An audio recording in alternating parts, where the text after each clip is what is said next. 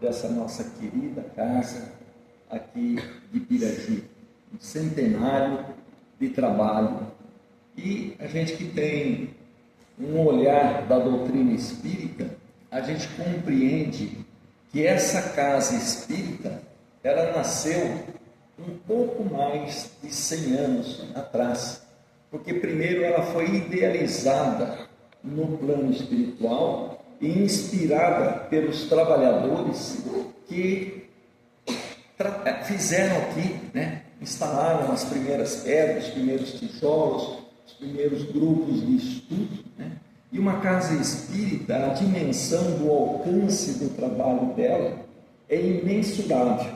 Nós conseguimos enxergar aqui as 4 paredes, mas existe na complexidade do trabalho desse ponto de luz que é trabalhado pela dimensão espiritual, onde são acolhidas almas, onde ocorre o consolo de criaturas, de irmãos nossos encarnados que passaram por alguma amargura, são acolhidos, são consolados, são esclarecidos pela mensagem de Jesus que a doutrina espírita vem a reviver.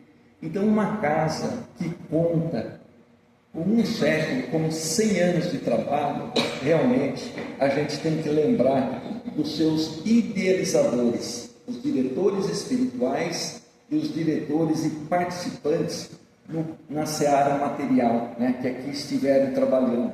E uma casa espírita era sempre feita por uma somatória de trabalho da direção material, e da direção espiritual. Então, para mim é uma grande alegria poder estar participando desse momento festivo, desse centenário, desta grande casa, dessa grande seara de trabalho em prol do reerguimento da criatura humana, lembrando sempre nas 2 dimensões do ato da existência, na dimensão material e na dimensão espiritual. Quero parabenizar então a todos aqueles que estão ali encartados naquelas fotografias e outros que não constam daquelas fotografias, a toda a diretoria material, carnal, os diretores espirituais, por toda essa jornada que foi percorrida aqui e com certeza irá trilhar de hora em diante. Então é uma alegria muito grande poder estar aqui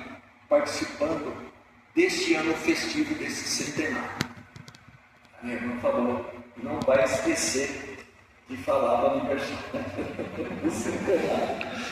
E hoje, eu trouxe aqui para a nossa reflexão um tema, todos os temas abordados sob a luz da doutrina espírita, que são muito importantes e trazem um conteúdo de luz para clarear e despertar as nossas mentes no nosso processo de evolução. Devemos sempre lembrar que somos seres milenares vivenciando uma experiência carnal no processo de aprimoramento e de evolução.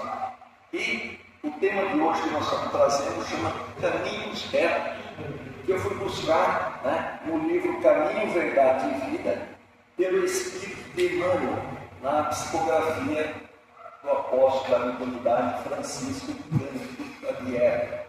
E aqui, neste título, foi buscar uma mensagem trazida por Jesus. E nós temos que lembrar que Jesus, ele é o caminho que nos leva até Deus, que nos leva ao destino final da humanidade redimida. Todos nós estamos passando por momentos, todos nós temos o nosso roteiro reencarnatório e o objetivo é alcançarmos o nosso aprimoramento. E o destino final é alcançarmos o reino angelical.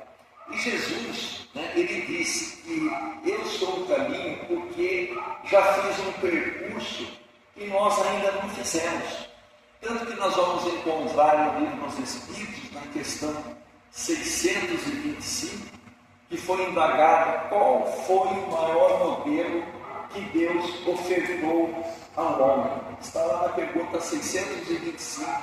do livro dos Espíritos, é Jesus. E quem é Jesus? É o nosso governador do espiritual do planeta Terra. Jesus, ele integra a comunidade de espíritos puros, eleitos por Deus, eleitos pelo Senhor. E essa comunidade de espíritos puros, até o momento que se tem notícia, é reunida por 2 vezes na proximidade do orbe terrestre. A primeira, quando a Terra estava se afastando da nebulosa solar. E a segunda foi para traçar o roteiro para a vinda do Cristo, para a implantação do cristianismo no coração da criatura humana. E Jesus, ele trouxe, nos traz uma programação para contribuir ao processo de evolução, de aprimoramento espiritual da criatura humana. E este tema, Caminhos Retos, ele vai nos mostrar que não existe estrada sem proveito. Porque toda estrada que nós caminhamos, se nós erramos, a gente vai ter que refazer. Então, toda estrada, ela vai trazer uma experiência, vai trazer uma oportunidade para que a gente possa crescer e crescermos na utilização da nossa liberdade de ação com muita responsabilidade. Pois dentro do contexto da evolução da criatura humana, os benfeitores espirituais, o próprio governador do planeta Terra, que quer a nossa redenção, a nossa reformulação, ele respeita a nossa liberdade de ação, a nossa livre escolha. E então, esse tema, Caminhos Retos, que ele é interpretado pelo benfeitor Emmanuel, onde que Emmanuel foi buscar, então, este tema? Onde que Emmanuel foi buscar? Emmanuel foi buscar em João, no capítulo 21, versículo 6, que diz o seguinte: e ele lhes disse, reportando-se a uma lição dita por Jesus, ele lhes disse: lançai a rede para a banda direita do barco e achareis. A princípio, fica esquisito isso, mas o Emmanuel vai bem esclarecer e elucidar isso, para que a gente possa bem compreender. A gente começa a observar a respeito da importância que o Cristo desempenhou, desempenha e vai continuar desempenhando no processo de evolução da criatura humana, porque tudo tem uma simbologia, tudo tem uma explicação, até um olhar do Cristo, se você for interpretar, tem ali um ensinamento maravilhoso, E nessa questão aqui, por exemplo, que João está trazendo, João é o apóstolo João. O apóstolo João foi um dos que começou mais jovem e foi, salvo engano, acho que foi o último que desencarnou. Ele é tido como um discípulo preferido, mais próximo de Jesus. Jesus confiou a João que cuidasse da sua mãe naquele momento da crucificação. João escreveu o Evangelho de João, escreveu também o Apocalipse na ilha de Patmos. Então, a gente observa com isso mais uma grandeza. Então, neste olhar que ele diz aqui, lançai a rede para a banda direita do barco, então, os apóstolos passaram a noite toda pescando, passaram naquele cansaço, naquele breu noturno, e nada conseguiram pegar. E próximo ao alvorecer, já isso ocorreu, esse fato após a ressurreição do Cristo, Jesus aparece aos apóstolos lá no começo da praia, pela terceira vez que Jesus aparece perante os apóstolos, seus discípulos, para comprovar mais uma vez, deixando mais uma lição a respeito da imortalidade. E no ato em que Jesus aparece, os discípulos dele voltando, cansado porque tinha pescado e nada tinha pegado, Jesus sentindo aquilo, primeiro na interpretação aqui, os discípulos não conseguiram de pronto identificar a figura do Cristo. João conseguiu. Pedro demorou um pouco mais, até que ele saiu andando pela água. Então aí já tem um ensinamento. Né? Nós conseguimos ver Jesus, nós conseguimos identificar a lição que Jesus nos trouxe, nós conseguimos identificar a lição que contribui ao nosso processo de aprimoramento. Então, às vezes, nós precisamos de pessoas que nos auxiliam, de pessoas que nos convidam para vir aqui, assistir uma palestra, participar do grupo de estudo. Então, tudo ocorre dessa forma. E Jesus, então, percebendo que os seus discípulos estavam cansados pela noite, né? E nada ter pescado, Jesus disse a eles: filhos, vocês não têm o que comer? E todos eles responderam que não. Foi quando então Jesus disse: lançai a rede para a banda direita do barco e achareis. Foi ali então que a rede encheu-se de peixe. Né? Então vamos ver aqui na sequência. Emmanuel fala o seguinte, tem uma fala de Emmanuel: a vida deveria constituir por parte de todos nós rigorosa observância dos sagrados interesses de Deus. Então a vida deveria construir, né, para todos nós, uma observância dos sagrados interesses de Deus. Frequentemente, porém, a criatura busca sobrepor-se aos desígnios divinos. Então, com isso, a gente vai entendendo que se houvesse uma importância, se a criatura humana desse uma importância maior para a lei de Deus, né, nós teríamos uma conduta dentro de um caminhar, de uma estrada mais reta. A estrada mais reta, ela fica mais curta, mas nós, criaturas humanas, que nos deixamos levar, né, pelo orgulho, pela vaidade, pelos valores nossos, em detrimento do valor, da aplicação do amor em favor do nosso semelhante, a gente vai escolhendo os caminhos tortuosos, deixando de trilhar a senda reta. E para trilharmos a senda reta, o caminho reto, é a observância da lei de Deus. E a lei de Deus, eu sempre, quando tenho a oportunidade de falar, eu falo o seguinte, né? No Código Divino são 2 artigos: amar a Deus sobre todas as coisas e amar ao próximo como a si mesmo.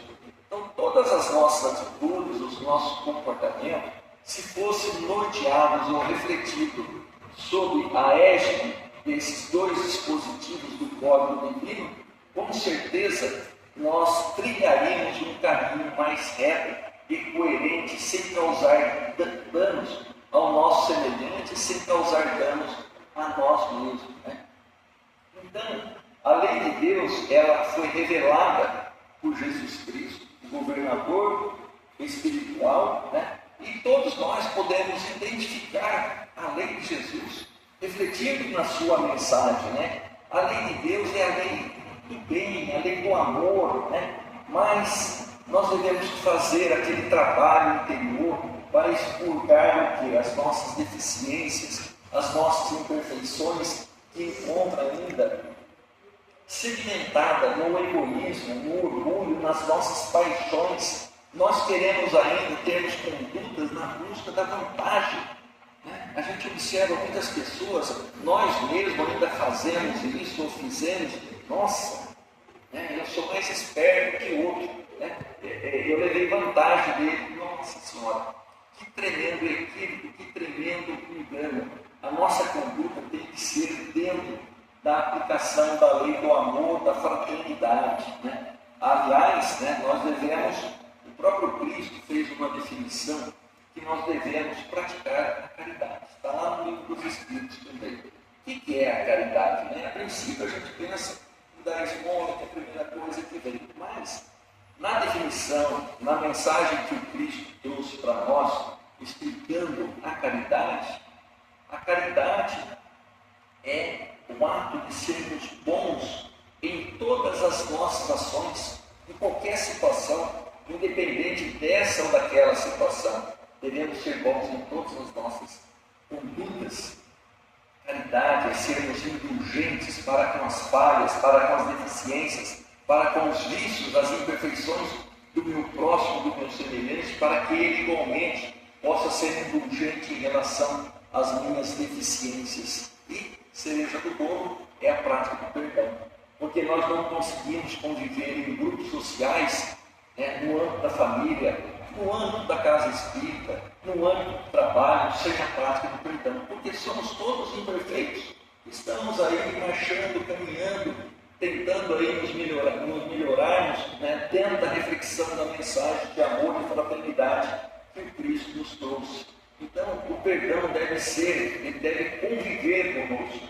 Nós temos que perdoar os nossos semelhantes, para que o nosso semelhante também nos perdoe, porque a gente sempre se coloca numa posição de vítima, quando se fala do perdão. Não, fulano não. Olha o que ele fez comigo, mas o que você fez com ele também, não é verdade? Então deve ser uma naturalidade, para que assim a gente possa estar agindo em conformidade com a lei de Deus, que sermos bons em nossas condutas, em nossas ações, sermos indulgentes e respeitar a deficiência e debilidade do nosso semelhante e praticar o perdão. Toda vez que a criatura viola a lei de Deus, estabelece então o quê?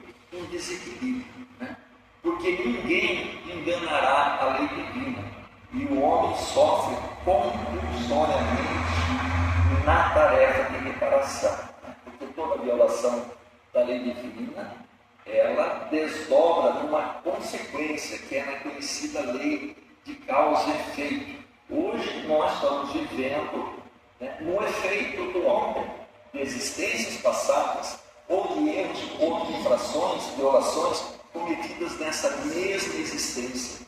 Então, dentro do Código do Vida, do livro Céu e Inferno, lá mostra que se eu cometer uma violação da lei de Deus, ou seja, o que é essa violação? É agir contrária à lei do amor fraternal, é agir contrária à caridade, em sermos bons, em respeitar a deficiência do próximo. Toda infração que eu venha cometer, qual que é o mecanismo de recomposição da infração que eu tenha cometido? O primeiro ato é a porta do arrependimento. Eu tenho que me arrepender daquela conduta, eu tenho que entender que eu errei. Nossa, que gafe, nossa, que vergonha, como que eu fui agir daquela forma? Então, o primeiro ato é o arrependimento, que é o cair em si, que é o reconhecimento da conduta que foi violadora da lei do amor, da lei da fraternidade. Mas não basta apenas arrepender, eu preciso expiar, que é sentir o efeito, as consequências do que a minha infração ao Código Divino causou para o terceiro e causou para mim mesmo, para a minha própria consciência espiritual. André Luiz relata bem a esse respeito, uma situação em que uma criatura na dimensão espiritual maravilhosa, fantástica, realizava um trabalho numa colônia de socorro e atendia inúmeras pessoas, mas um coração fantástico. E num dado momento ela foi convidada para desempenhar o seu trabalho numa outra esfera mais elevada onde ele se encontrava. Mas, como ele não tinha aquele olhar que a gente tem carregado do egoísmo, do orgulho, ele falou: será que eu mereço ir para um lugar melhor para trabalhar? Será que eu sou digno disso? Aí ele começou a fazer uma anamnese, retornando nas suas existências precedentes a nível espiritual. Aí voltou na última, na penúltima, beleza. Aí chegou lá em 1000 e qualquer coisa, 1100 mais ou menos, falando aqui apenas para ilustrar essa data, enroscou. Ele falou: o que aconteceu? Ele havia cometido um suicídio onde ele havia empurrado uma criatura num despenhadeiro. E a pessoa faleceu, se encarnou. A criatura tocou o caminho dela, espiritual, foi para frente. Mas a consciência do infrator, desse irmão, que já galgava muita luz na dimensão espiritual, cobrou dele. E ele pediu a misericórdia divina que lhe fosse concedida uma oportunidade para que ele reencarnasse e expiasse aquela falta. E ainda que ele pudesse, se possível, deixar uma contribuição positiva para a humanidade. E aí ele reencarnou como um piloto mecânico de prova no campo da aviação, onde foi desenvolvido um aparelho que possibilita as viagens intercontinentais. E, evidentemente, num dado momento, o avião caiu, quebrou, espatifou e ele desencarnou. E desta forma, esta criatura, que já estava no nível elevado, a sua consciência o perdoou. Então, as infrações que nós cometemos, não adianta a gente falar que eu levei vantagem aqui e ali, porque a nossa consciência, se hoje ela não nos cobra, um dia ela nos cobrará. Por isso que Jesus nos alerta, nos informa a respeito de seguirmos o caminho reto, que é praticando a lei de amor, de fraternidade e de caridade. Aí continua o benfeitor Emmanuel, na explicação aqui, dizendo o seguinte: alguns companheiros desesperam-se no bom combate pela perfeição própria. O que é o bom combate na perfeição própria? É a resignação, é a fé, é a paciência, é observar a lei que o Cristo trouxe para todos nós. Então, esse é o bom combate, sem se deixar por abatido, mas lembrando da mensagem, do exemplo que Jesus trouxe para todos nós. Emmanuel fala então: alguns companheiros desesperam no bom combate pela perfeição própria e lançam-se num verdadeiro inferno de sombras interiores, queixam-se do destino, acusam a sabedoria criadora, gesticulam nos abismos da maldade, esquecendo o capricho e a imprevidência que o fizeram cair. Então, o que observa aí? A criatura humana, ela acaba, em vez de empreender a sua força, a sua persistência, as suas condutas boas, edificantes, ela prefere queixar da providência divina, queixar do outro, queixar da sorte, E no processo de evolução, tudo isso por quê? Porque nós dominamos ainda no nosso íntimo o orgulho, o egoísmo, que é uma pedra que corrói os nossos valores morais, nossos valores espirituais. Então, nós queixamos dos outros, sempre o outro que vai ser culpado, nunca vai ser eu. Nós devemos, e o convite que Jesus faz, o convite aqui que o benfeitor Emmanuel está nos endereçando, é para que a gente possa entender que a causa está dentro de cada um de nós. O problema está dentro de cada um de nós. Só vai resolver um problema maior, macro da humanidade, quando eu resolver um problema micro, que sou eu.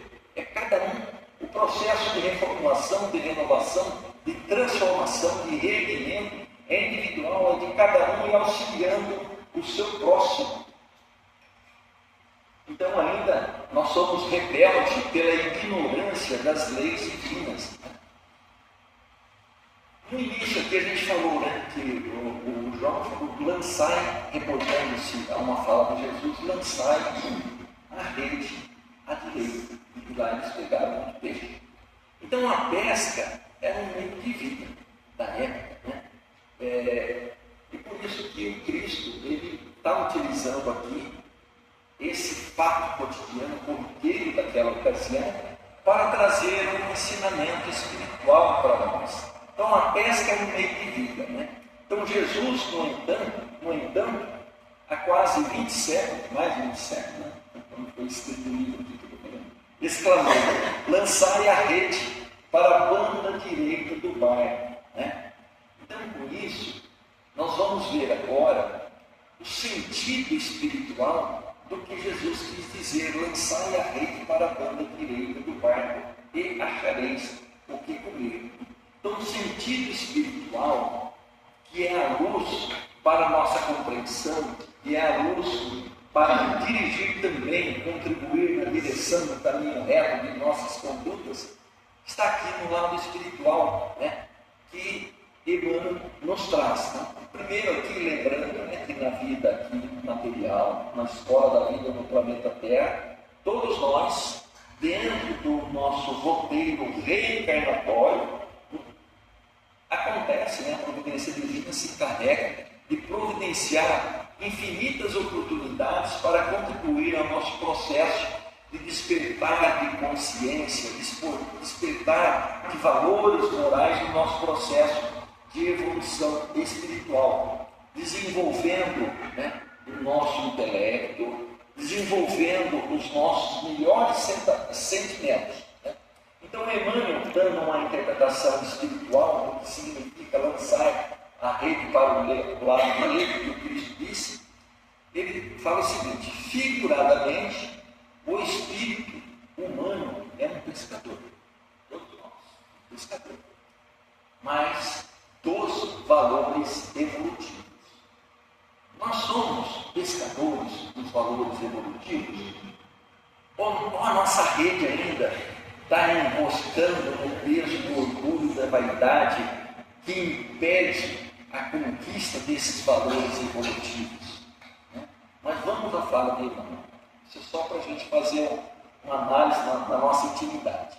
Então, o espírito humano é um pescador dos valores evolutivos na escola regeneradora da Terra.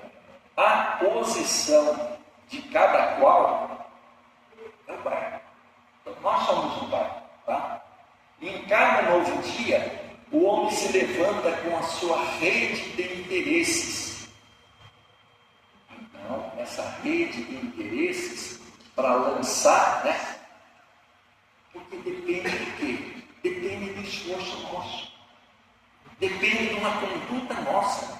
Não vai acontecer as coisas, as transformações, sem um empenho particular, individual de cada um de nós, no processo de transformação, no processo de pescar, de buscar os valores que contribuem ao processo do nosso amadurecimento espiritual. Em cada novo dia, o homem se levanta com a sua rede de interesses. Estaremos lançando a nossa rede para a banda direita? Cada dia, cada despertar, nós fazemos a reflexão, agradecendo a Deus pela dádiva da vida, por mais um dia, né, para que a gente possa bem lançar a nossa rede na busca de valores que contribuem ao nosso processo de evolução espiritual. Né? Nós estamos buscando esses valores bons. Então, esse lado direito que o Cristo disse aqui, onde o João está se reportando uma fala do Cristo, ele representa o sentido correto, né? Sentido correto do comportamento que nós devemos empreender no nosso dia a dia, no nosso meio. Nós não precisamos fazer grandes milagres, não é isso que o governador espiritual quer de cada um de nós.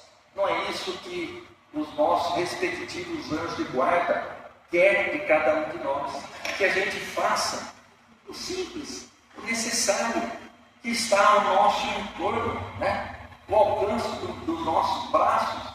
É só isso aqui, lá eu não consigo. Então vamos fazer, né? No nosso amigo, no nosso local de trabalho, na nossa família, né? E conosco isso. O maior trabalho que a criatura humana realiza é no campo da sua transformação interior, no campo da sua reforma íntima. Né? Toda vez que se fala da mensagem de Jesus, se fala da doutrina espírita que vem a reviver a mensagem de Jesus, a gente não pode deixar de lado essa palavra reforma íntima, que é o esforço que devemos empreender para expurgar as nossas imperfeições, substituindo com valores morais, com esses peixes virtuosos. Né? E aí, continua Emmanuel dizendo o seguinte: fundam-se nossos pensamentos e atos sobre a verdadeira justiça? Está perguntando, né? Eu estou sendo justo? Eu estou sendo misericordioso? Né? Eu estou colocando em prática a lei de amor e de caridade, não é verdade? As pessoas estão felizes com o meu comportamento, as pessoas que estão ao meu redor, elas estão felizes. Eu estou prejudicando o meu semelhante, eu estou me prejudicando com minhas condutas, né? Então, é essa a indagação, é essa pergunta que o benfeitor Emmanuel nos dirige nesse momento. E ainda, a gente lembrando aqui nessa questão, a respeito dos nossos pensamentos, dos nossos atos, das nossas condutas, eu lembro aqui de Santo Agostinho, no capítulo que ele fala do homem do bem.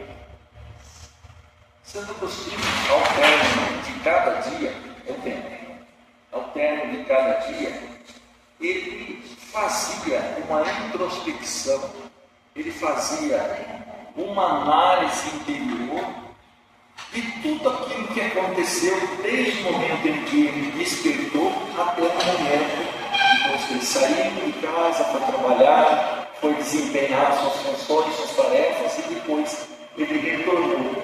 Ele analisava se as suas ações, se os seus pensamentos daquele dia estavam em conformidade com a lei de Deus, com a lei do amor fraternal. E aí ele fazia as anotações para corrigir. A gente faz essa reflexão. Um exemplo de Santo Agostinho. Nós fazemos essa análise minuciosamente. Se eu naquele dia eu magoei, se eu ofendi meu semelhante, se foi inoportuno que ela fala em mim, se eu fui grosso, se eu fiz a educação. Eu fiz o que deveria ter sido feito e eu auxiliei.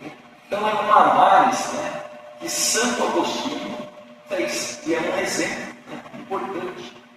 E aqui, no início, a gente falou do caminho reto. O caminho reto é observar a lei de Deus. E a gente não pode alegar ignorância em relação à lei de Deus, porque estava na pergunta 621 do Livro dos Espíritos. Onde está escrita a lei de Deus? No Evangelho, na Bíblia, no livro de Emmanuel, no livro de André Luiz. Onde está escrito? Está escrito na consciência nossa. A lei de Deus está gravada na nossa consciência. Nós somos filhos de Deus. E o andar nosso, o caminhar nosso, é para desabrochar, despertar esta lei que está gravada na nossa intimidade, na nossa essência espiritual. Então, mais como nós crescemos entre erros e acertos, mais curvas que a gente faça em nossa caminhada, não existe estrada sem proveito, porque toda experiência ela acaba sendo virtuosa. Porque se eu errei, eu vou apanhar um pouco ali, entre aspas, e vou aprender as consequências e retomar o curso da caminhada. Toda vez que eu cair, Deus está ali nos estendendo a mão no processo do nosso reerguimento para que a gente possa continuar a empreender a jornada na nossa caminhada. Lembrando que o caminho reto, ele é mais curto. Mas se a gente tem que ir ali, a gente vai lá, bate a cabeça lá. Depois vai do outro lado, tal. Até de tanto apanhar, a gente vai achando o caminho certo. Deus vai permitindo isso, porque Deus respeita a nossa liberdade de ação, nosso livre-arbítrio. Porque somente dessa forma, que dada a nossa interioridade, é que a gente vai conseguindo abrir a nossa mente espiritual para a melhor compreensão da lei divina e assim nos conduzir de forma reta. E Emmanuel, então, ele finaliza dizendo o seguinte: convém consultar a vida interior, que é essa análise feita por Santo Agostinho, em esforço diário, todo dia. Nós devemos fazer essa consulta interior nossa, porque o Cristo, nesse ensinamento, recomendava de modo geral aos seus discípulos: dedicai vossa atenção aos caminhos retos e acharei necessário.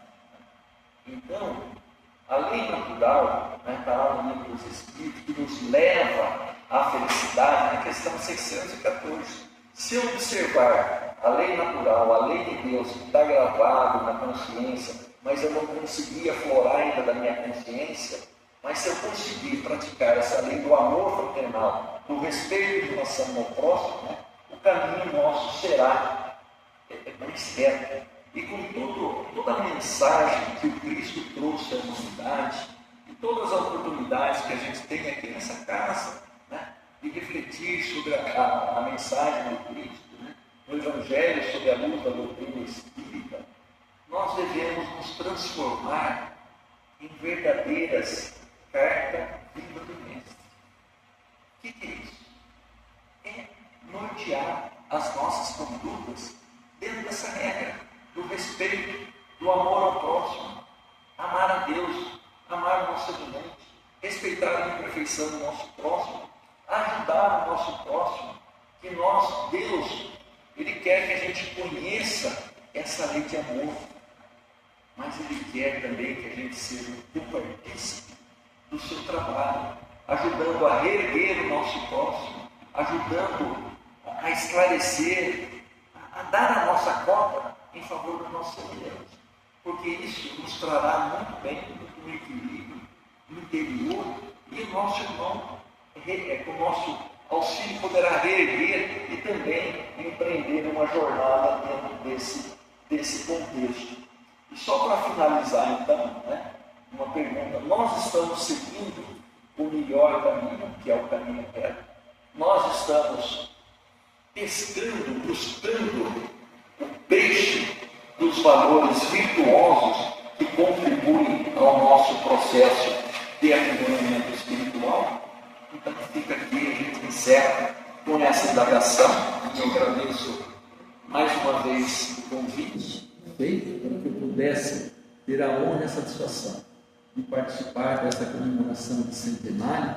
Vejo ali nas fotos, o Raimundo, o João, a Terezinha, minha mãe esteve aqui, enquanto encarnada, meu pai e outros familiares, e tenho certeza que muitos deles estão aqui conosco nessa noite. Então, muito obrigado de coração pelo convite, pela oportunidade. Uma boa noite e que Deus abençoe a todos.